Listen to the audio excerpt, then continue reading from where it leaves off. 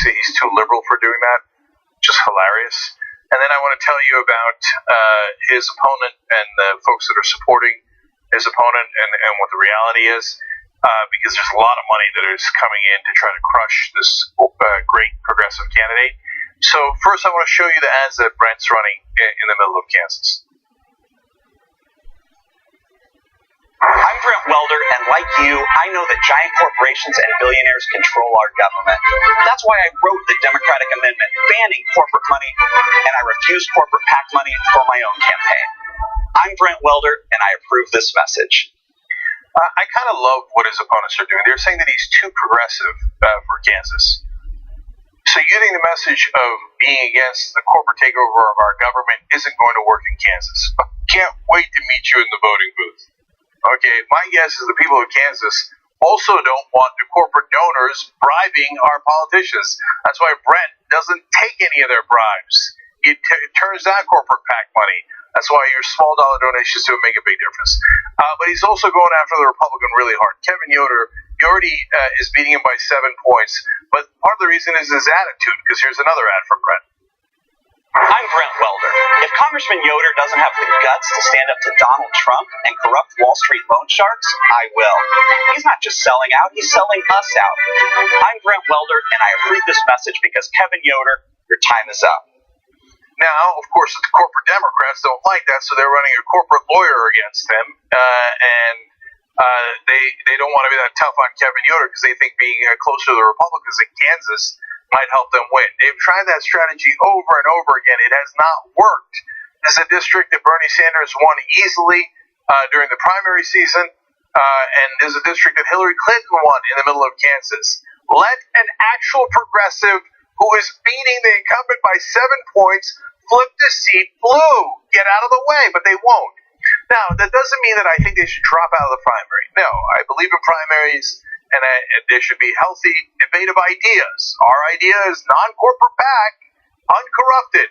Their idea is, well, let's be more Republican light. So, but what is frustrating is they put in a ton of money.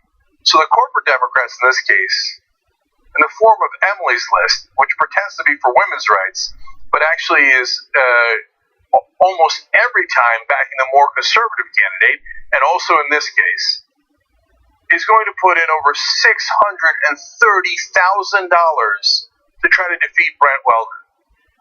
Wait a minute. First of all, I thought the corporate Democrats told us to not spend our money in primaries, that was a waste of money. Brent was already in the race. Brent was already beating the Republican incumbent, but you didn't like how progressive he was. So all of a sudden, here comes $600,000 wasted to run ads against the guy who's leading the Republican incumbent. Why? No, it's got to be someone who's more pro-corporate. So his opponent, by the way, they brag, worked in the Obama White House, had a fellowship there. The part of the story they leave out is she continued that fellowship into the Trump White House. And despite the attack against the Affordable Care Act and the Muslim ban and all the egregious things that Donald Trump did, she didn't quit. She kept working for Trump in his White House. That's the one they think should represent progressives in Kansas. And they're going to spend an ungodly sum of money to try to make that happen. TYTKansas.com. That is a way to contribute to Brent Welder's campaign. Our small dollar donations, I believe, will defeat their giant money donations. But you have got to get involved. Either volunteer or donate today. TYTKansas.com. Okay? All right. Now, I want to bring in on our next guest. Joining us now is Mark Frohnmayer. He is the founder of Equal Vote Coalition, and they are in favor of star voting. Mark, talk to me about star voting. What is it? Jay, thanks for having me on the program. So star, actually, the whole system is described in the name. Score, then automatic runoff. And the way it works is super simple. Your ballot, instead of being limited to one choice. So right now, in almost all elections in the country, we're limited to one choice. This lets you actually score the candidates from 0 to 5. 0 means you give them no support. 5 means you give them full support. The two highest scoring candidates overall are the finalists. And then there's this automatic runoff. And in that automatic runoff, your full vote goes to whichever of those two finalists you gave a higher score. So it gives you a way to have a massively more expressive opinion on the ballot.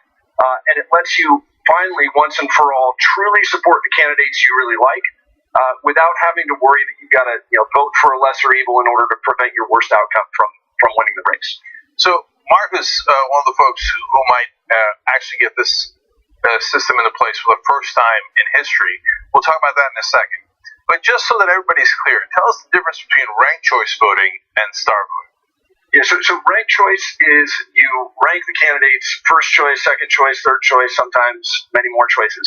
In star, so ranking tells you I prefer A over B, but it doesn't say necessarily how much you support A more than B.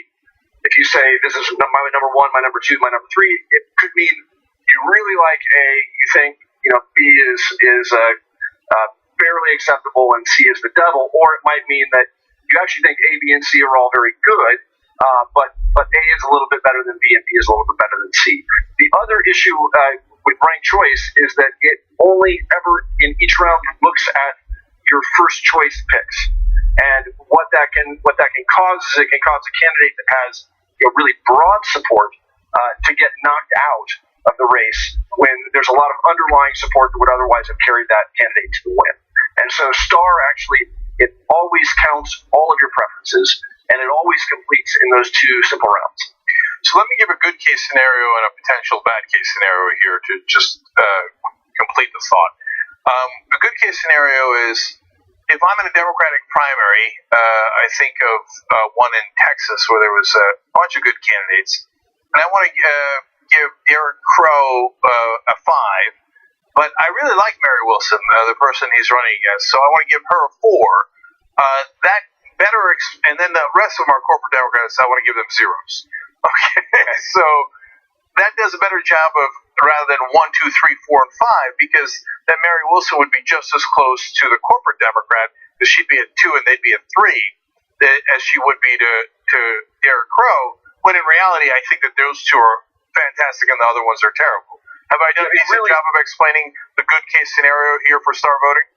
Yeah, and the other nice thing about it is that it actually allows sort of any number of candidates to compete in an election and still get an outcome that represents the will of the voters. So, what we're initially petitioning this for nonpartisan races, and what that's going to let us do is actually just move the vote to November, rather than having one vote in May. In Oregon, the primary's in May. And so right now, candidates have to run in May, and then if nobody gets 50% in that primary, then the top two have to run again in November. Makes for a very long campaign season, and it means you have two different electorates that make that choice. Right. What star voting will do is it'll collapse that all into one choice in November.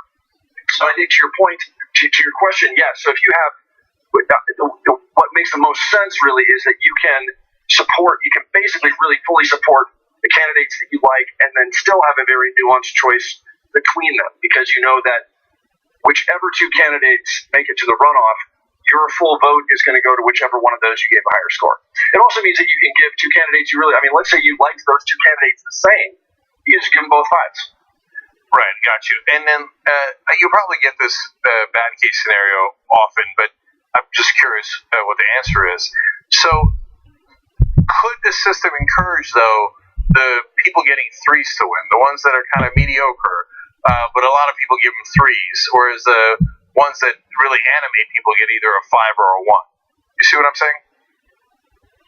So you're saying that you got some, basically the mealy mouth people in the middle who don't take positions on anything are still getting, honestly, I don't think that those candidates are going to appeal to much of anybody, right? When you're voting, you're trying to help the candidates that you really like to win. Now, I mean, if I'm voting on a star ballot, I'm going to definitely give a 1 to a candidate that I think is better than the worst candidates on the ballot, right? But I'm not going to give necessarily a bunch of 2s, 3s, 4s to those types of candidates. Mm-hmm. Yeah, I get it. All right, so then now let's talk about implementation, because there's 2 counties in Oregon that might do this. So what's the status of that? We've now qualified for the ballot in Lane County, which is sort of the second largest population center in Oregon. And so it will be. We started our petition on the Women's March, and we ended it on Independence Day, and found out about a week later that we're going to make the ballot. So now it goes into sort of the real campaign mode, where we're trying to get 50% plus one to say yes. And if they do, then it will modify our county charter, and it will be used for the first time in public elections in 2020. Wow, so that's a breakthrough, and it would be fascinating. So one of the things that I like, I know the right wing loves to lie about how they like states' rights, but whatever states' rights they don't agree with, they're like, no, I'm not buying it, right? But I do like that there is experimentation in the different states on different systems. So it'd be really great to have Oregon try this and see how it goes. Well, and that's, we look at it as, one, having another arrow in the quiver of democracy, if you will, right? So it's a system that can't go everywhere until it's been done somewhere. And, for a lot of folks, we found it to be a very simple system to explain, and the math behind it really checks out. So when it comes to things like unlocking the sort of the very polarized nature of our politics, we think this one actually stands the best shot as a single winner system for doing that. And so having that in the mix, we think is a very good thing. All right. The website is starlane.us. I never know whether to say US or us. Us. It's all about us. Okay. Starlane.us. And then for Equal Vote Coalition website, it's equal.vote. Equal.vote. Mark, thanks for joining us. We appreciate it, brother. Hey, Jake, really appreciate you having me on the show. No problem. Good luck out there. Thank you, brother. All right, post-game coming up. We got a lot of fun topics that we promised you during the regular show. TYT.com/join to become a member and get the post-games. Young Turks.